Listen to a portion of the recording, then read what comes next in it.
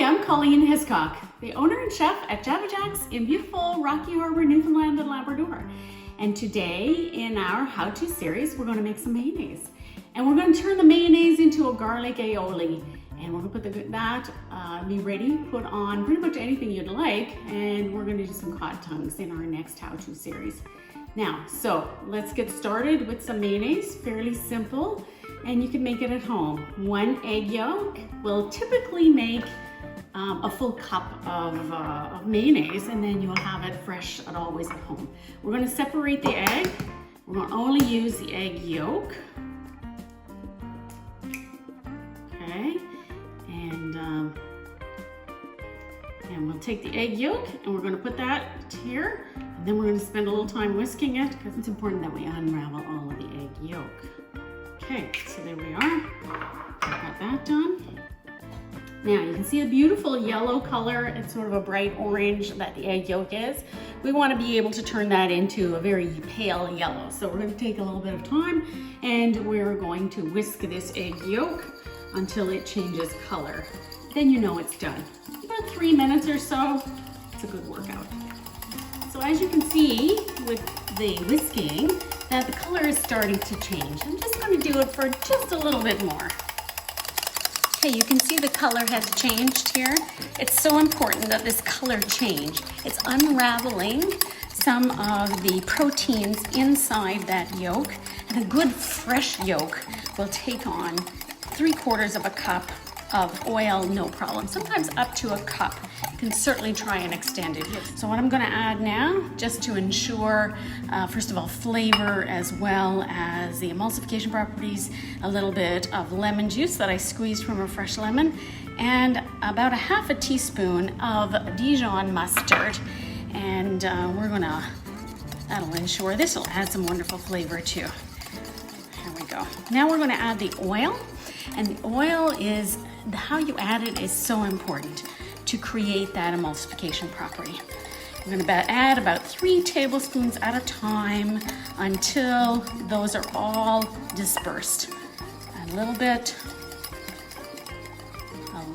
here again.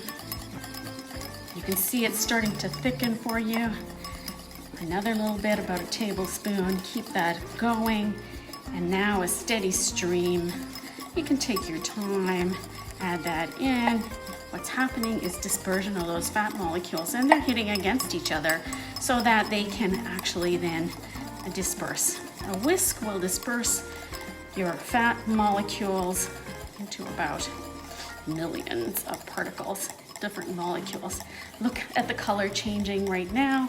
That is getting much, much lighter. You can see that that egg has taken on that oil without even blinking.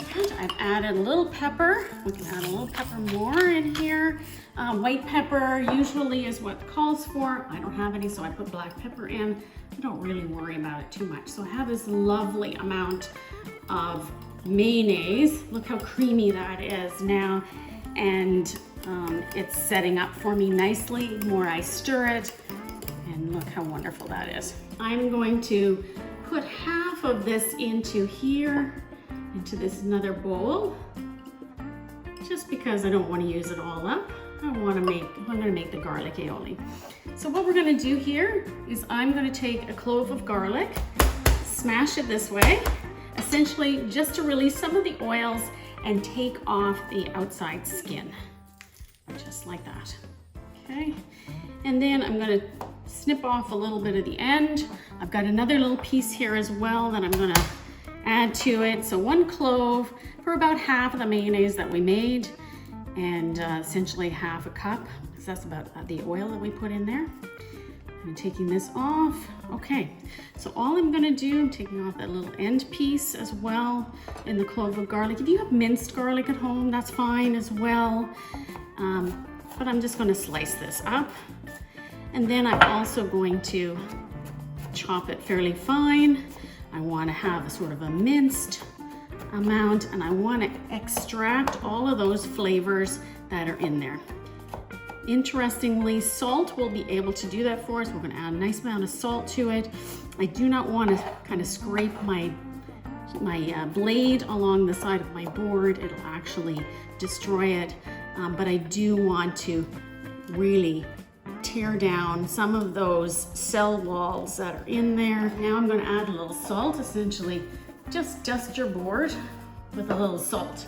That will release a lot more of the oils on the side of the blade. Now this tastes outstanding. It was a little trick that my chef showed me. It is easy, it's quick, and you can see already that it's a little bit more of a paste than it is actual minced. I'm gonna do it one more time. Take your time at it. It's worth it. The flavor goes through the mayonnaise so fabulously. So here we are. Now, how easy is that? Just gonna mix that in, just like that. And within minutes, the flavor will develop. So what we have is this wonderful flavor. I'm mixing up here.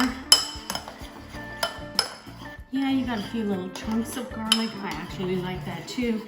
And if you let that sit for about 15 minutes or longer, if it sits in the fridge, you will be delighted at how good that flavor is.